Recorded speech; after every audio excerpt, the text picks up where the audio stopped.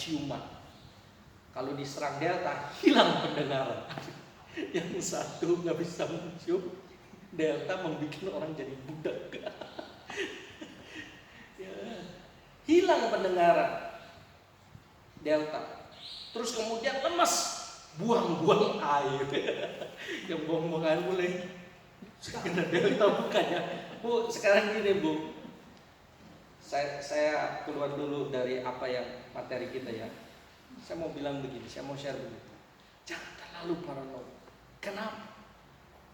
Kalau aktivitas kita nggak jauh-jauh dari Pamanuka, lalu kita berak-berak, dan kita berkata, aduh jangan-jangan Delta nih yang kena Delta. Hei, aktivitasnya kemana aja? Kalau aktivitasnya nggak kemana-mana, jangan paranoid. Itu cuma mensret aja mungkin ya. Kasih entrostop. Udah selesai. Jangan COVID. Pegal-pegal. Aduh. Itu tandanya pegal-pegal katanya ya. Semua badan pada sakit. Kalau orang kecapean juga bisa pegal-pegal. Ya kan? Jadi jangan terlalu paranoid. Kita berpikir logis dulu lah dalam hal ini. Untuk sesuatu yang lain kita berpikir logis, tapi kenapa menghadapi hal yang seperti ini jadi paranoid? Aneh, saya kadang-kadang berpikir dengan konsep berpikir banyak orang tuh aneh. Mereka mau berpikir logis, tapi hanya sebagian-sebagian. Untuk yang ini berpikir logis, yang ini enggak. Udah kalau kita nggak kemana-mana, ngapain paranoid? Ya tapi kan kita harus waspada. Oke. Lalu kalau udah waspada, terus gimana? Selesai.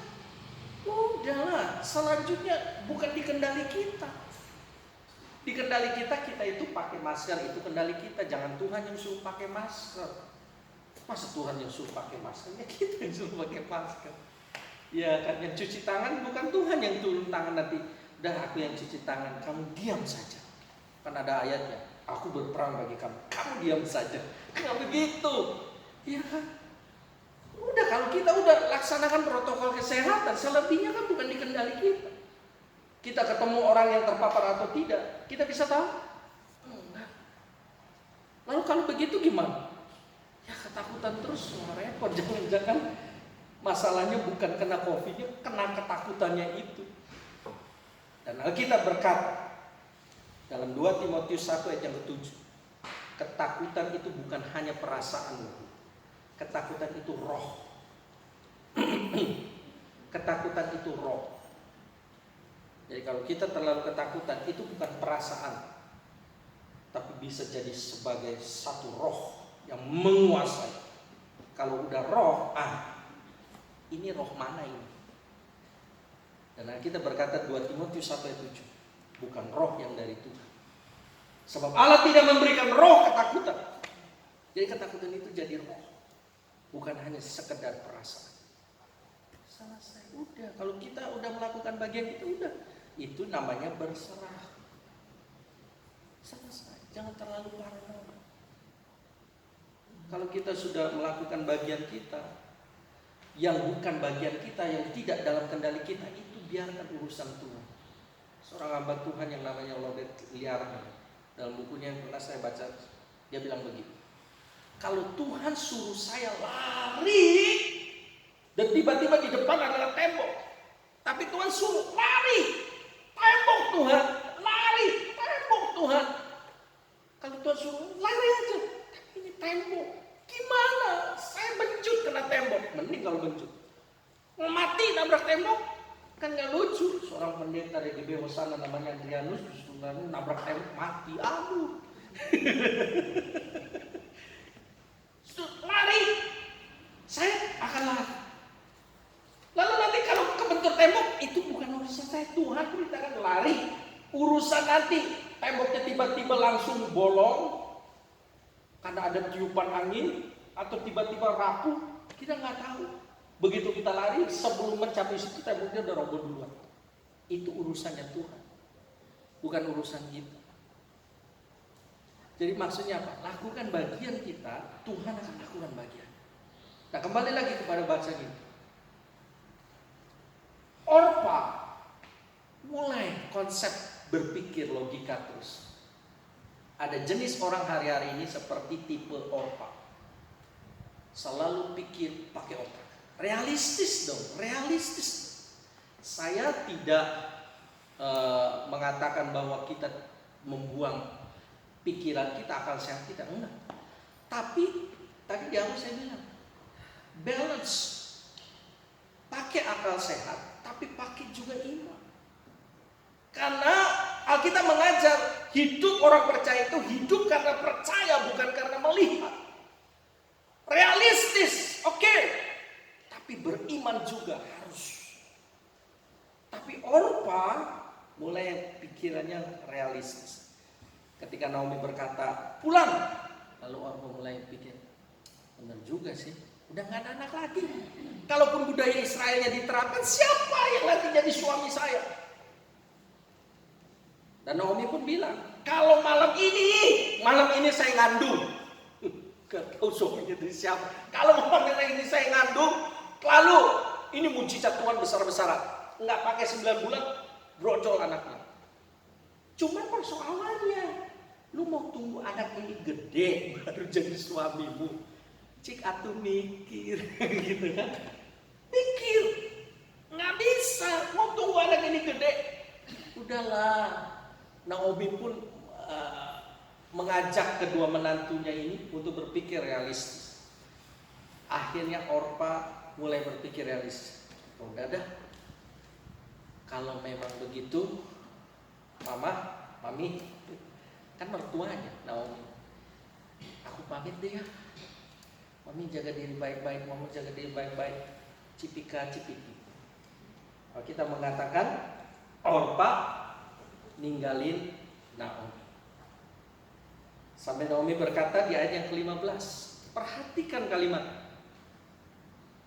Naomi lalu bilang sama Ruth, Ruth, lihat, iparmu, kakak iparmu sudah kembali.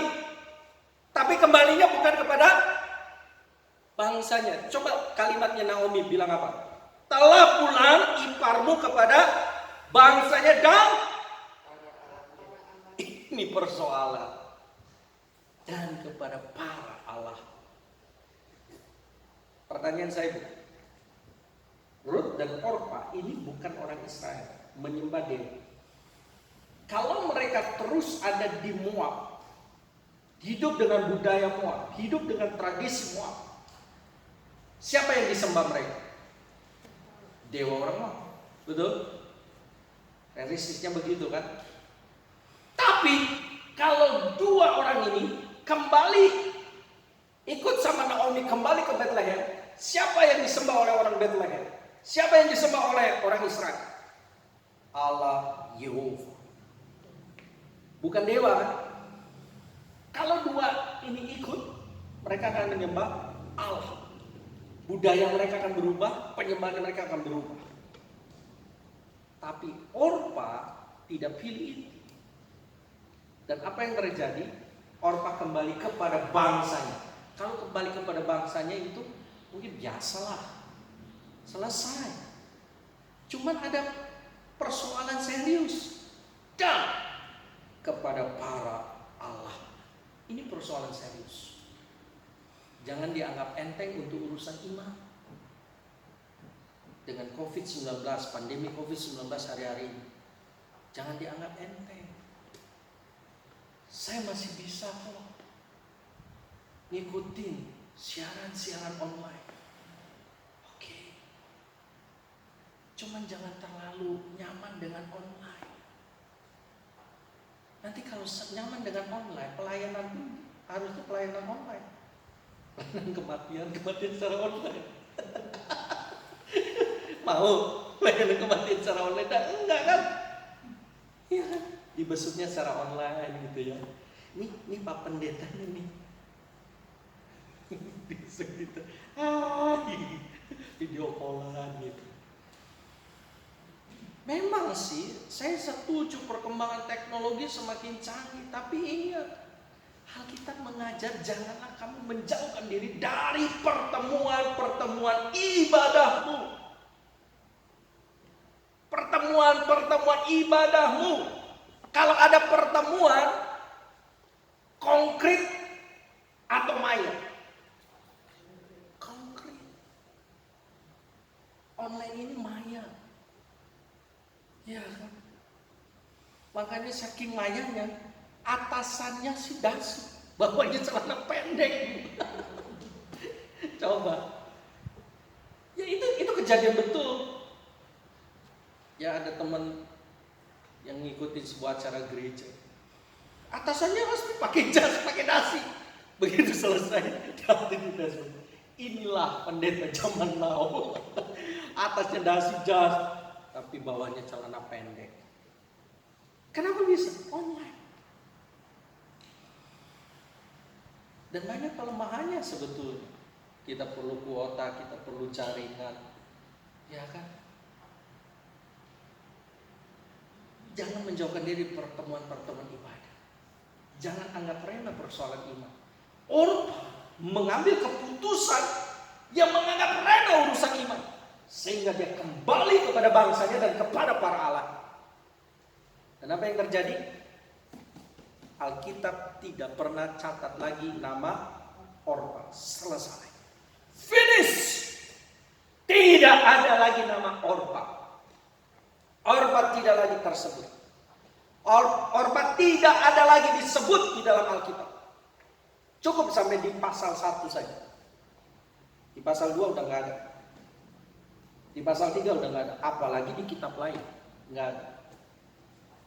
Nah sekarang kita tinggal menyisakan satu orang yang namanya Rut.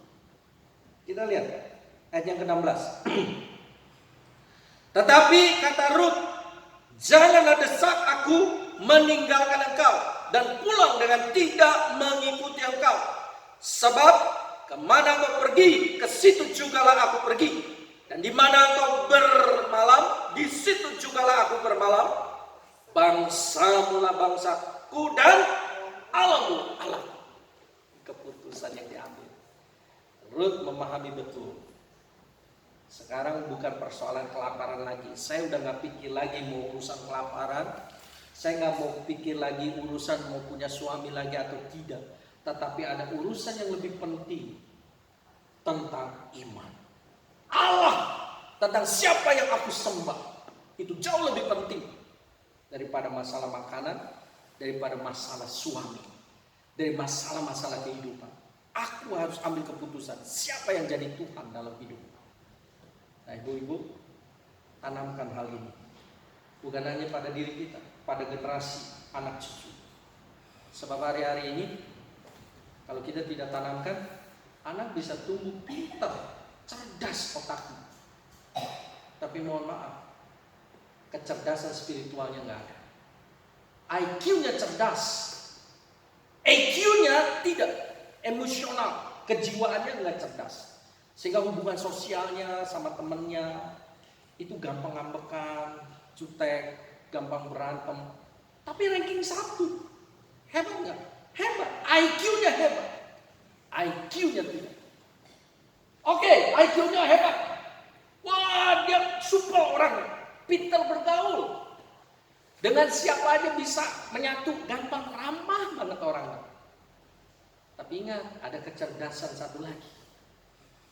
SQ, spiritual, kecerdasan roh, kecerdasan kerohanian.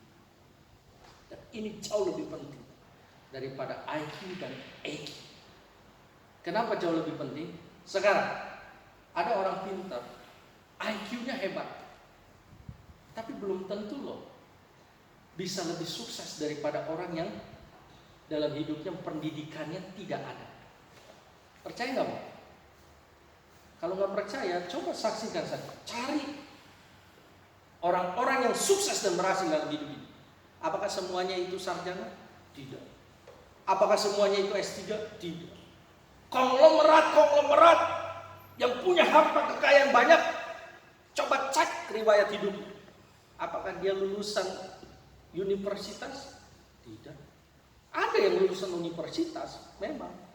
Tapi tidak semua. Bahkan ada yang tadinya tukang beca, yang tadinya tukang Ya, jualan-jualan pedagang kaki lima. Untuk pedagang kaki lima, maaf bukan merendahkan, kan nggak perlu sekolah tinggi-tinggi. Tapi bukan berarti tidak boleh sekolah tinggi. Kalau memang mau sekolah tinggi, belajar yang benar. Jangan udah sekolah, udah pengen sekolah tapi nggak benar, wah itu celaka.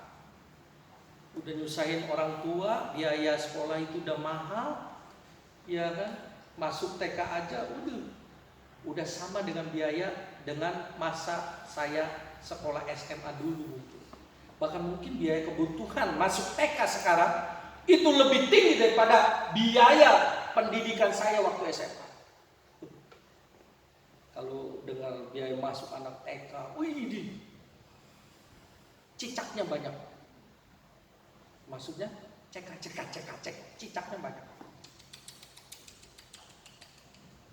Banyak cicaknya. Itu masuk TK, waduh. Lalu masuk SD, tambah pening lagi. Masuk SMP, tambah stres lagi. Masuk SMA, aduh. Perguruan tinggi, IQ-nya boleh tinggi, tapi belum tentu di dalam realitas kehidupan ini bisa mengalahkan orang-orang yang tidak berpendidikan tinggi. Makanya bukan hanya kecerdasan IQ saja, ada kecerdasan EQ, emosinya. Tapi ingat, dua kecerdasan ini masih juga kurang. Tidak akan sempurna dan lengkap kalau kecerdasan yang satunya ini tidak muncul. SQ, spiritual wisdom, kecerdasan roh. Ini yang diperhatikan oleh Rut. Rut berkata, bangsamu akan jadi bangsaku, Allahmu akan jadi Allahku. Rut memahami betul, persoalanku sekarang adalah bukan persoalan kelaparan. Persoalanku sekarang adalah bukan persoalan aku punya suami lagi atau tidak. Tapi persoalanku sekarang adalah aku mau menjadi orang yang memiliki keyakinan, iman, percaya, tidak seperti yang dulu. Bagaimana dengan kita hari-hari ini? Jangan sampai justru kebalikan daripada Rut. Dari kecil, dari sekolah minggu udah dididik, tapi masuk dewasa hilang. Aduh, itu di gereja diajarin apa sih? Sampai ada orang tua juga yang protes gitu. Dalam hati saya secara pribadi, ya jangan gitu juga lah, harus fair lah. Oke, anaknya di gereja, tapi di gereja berapa lama? Paling lama 2 jam, katakan 2 jam ibadah. Tapi 2 jam ini serius nggak? Jangan-jangan 2 jam ini mainan HP di gereja. Jangan-jangan 2 jam ini mainan Mobile Legend. Jangan-jangan 2 jam status WA, status Facebook. Terus kemudian anaknya jatuh ke dalam lingkungan narkoba, pergaulan bebas. Lalu kemudian di gereja diajarin apa? Mereka ada 2 jam di gereja. 2 jam dalam 1 minggu. Sisanya berapa jam? Berapa jam mereka ada di rumah? Berapa jam mereka ada di lingkungan permainan? Berapa jam mereka ada bergaul dengan teman-teman mereka? Yang itu tidak ada kaitannya dengan gereja. Tapi kenapa harus gereja dipersalahkan? Bukan berarti saya mau membela diri, tidak. Maksudnya satu sisi berpikir realistis, tapi di sisi lain kok nggak realistis. Come on. Makanya tanamkan benih iman itu jangan cuma asal ke gerejanya. Kalau cuma asal ke gerejanya gampang. Menuhin bangku gereja dengan banyak orang, kalau orang-orangnya tidak sungguh-sungguh, tidak serius, buat apa? Buat apa? Yesus pernah menegur orang Farisi, kamu menarik orang untuk ikut ajaran kalian. Kamu ikut tarik orang supaya ikut ajaran kalian. Setelah itu justru kalian menjadikan mereka 2 kali lebih jahat daripada orang neraka. Yesus pernah tegur. Kamu berseru-seru, sorga, sorga, sorga. Tapi ada orang yang mau berusaha untuk ke surga, kamu halangi. Gimana sih? Untuk menuhin gereja itu kalau tidak ada sebuah kehidupan yang diubah, ada. Jadi Bu, hari ini kita ke gereja, hari ini kita tetap bisa beribadah. Gunakan kesempatan ini dengan benar. Ruth memutuskan pilihan ini. Dan apa yang terjadi dengan Ruth? Kalau ibu-ibu baca, nama Ruth tidak hanya ditulis di dalam kitab Ruth. Nama Ruth itu akhirnya menghasilkan generasi keturunan yang luar biasa. Siapa sih Ruth ini? Ruth ini nanti nikah lagi sama Obed. Obed dengan Ruth menikah, dia nanti punya anak namanya Isai. Nah, Isai nanti punya anak lagi namanya Daud. Siapa Daud? Raja Israel yang sampai hari ini dihormati oleh bangsa Israel. Bukan hanya oleh bangsa Israel, orang Arab pun menghormati nama Daud. Orang luar negeri memanggilnya dengan sebutan David. Daud. Itu siapa nenek moyangnya? Ruth. Lalu setelah Daud, baca nanti di dalam kitab Matius, silsilah Yesus Kristus yang menghasilkan keturunan Yesus Kristus. Yesus Kristus datang pinjam rahim dari keturunannya Ruth. Dan di dalam silsilah Yesus Kristus ada nama-nama perempuan yang disebut, ada 4 nama perempuan yang disebut. Dan salah satunya adalah Ruth, orang Moab. Tapi diubahkan Tuhan. Orpa kemana? Tidak disebut. Orpa hilang dari peredaran, kembali kepada bangsanya dan para Allah. Jadi hari ini Bu, kesusahan boleh ada, masalah boleh ada, tapi jangan tinggalkan Tuhan. Amin. Jangan tinggalkan Tuhan. Tuhan harus tetap kita prioritas. Justru di saat-saat yang sulit seperti ini, kekuatan kita harus pada Tuhan. So kalau kita lari kemana? Lari kepada orang kaya juga lagi susah. Lari kemana? Kepada para pejabat juga lagi pada susah. Lari kemana? Lari kepada Tuhan. Mendekat kepada Tuhan. Kalau kita masih bisa ibadah onsite, gunakan kesempatan ini. Karena di tempat lain belum bisa onsite. Ayo, bangun komunitas. Dan dari tempat ini, ya, buat saya sih ini pandangan saya. Jangan terlalu parno. Ya. Karena kalau kita sudah melakukan bagian kita, selebihnya urusan Tuhan. Amin. Urusan Tuhan. Sebab kita nggak jamin. Tidak ada seorang pun yang bisa menjamin. Oke. Anda tidak pernah mau hidup dengan lingkungan orang percaya. Tapi ada hidup dengan lingkungan orang yang tidak percaya. Lalu kemudian Anda terpapar. Tidak ada jaminan. Orang lebih takut dengan keadaan hidup di lingkungan komunitas gereja. Aneh. Buat saya sih aneh. Dibanding dengan lingkungan di luar. Ya mungkin apa yang saya nyatakan ini pro kontra. Ada yang suka, ada yang setuju, ada yang tidak setuju. Tapi saya berpendapat. Jadi jangan sampai komunitas orang percaya kita jauhi, komunitas dunia kita lebih dekat. Itu lebih bahaya. Ruth justru tinggalkan komunitas duniawi. Dia mau bangun komunitas ilahi. Sampai Ruth berkata, bangsa, alam. Selesai. Orpa mau bangun komunitas dunianya kembali dengan berpikir logis. Cik atumiki. Akhirnya Orpa hilang dari peredaran. Ya memang Mas, saya nggak tahu riwayat hidupnya Orpa seperti apa akhirnya. Alkitab tidak menceritakan. Alkitab hanya menceritakan lebih lanjut kehidupan Rut. Bagaimana akhirnya Rut menghasilkan keturunan.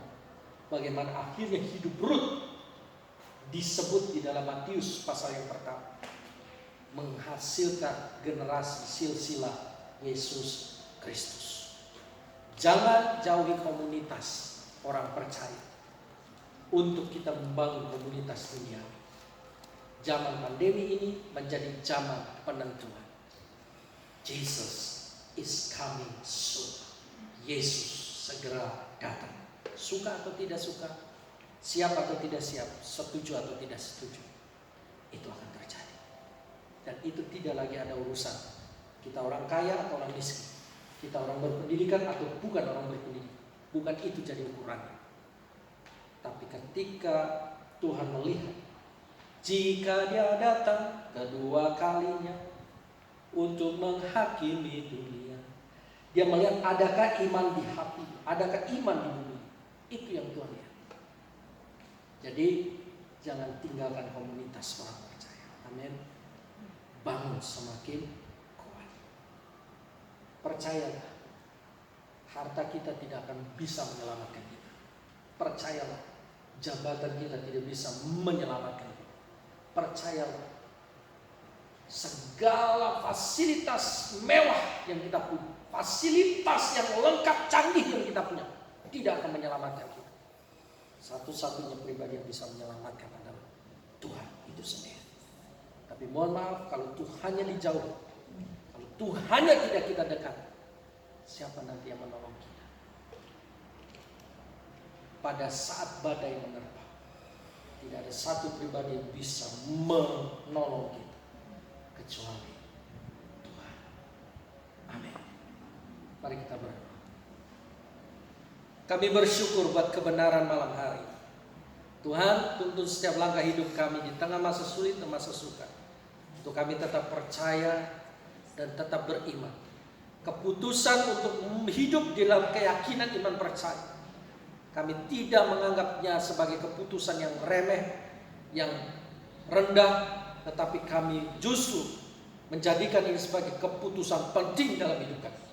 Seperti apa yang diambil oleh Rut, keputusan ini. Dia berkata, bangsamu akan jadi bangsa, Allahmu akan menjadi Allah. Tolong kami Tuhan, kuatkan kami. Tidak ada pribadi yang bisa menyelamatkan kami kecuali Tuhan itu sendiri. Bapa, kami serahkan hidup ini, roh, jiwa, dan tubuh kami. Jadilah kehendak-Mu pada kami. Dalam nama Yesus. Amin. Amin.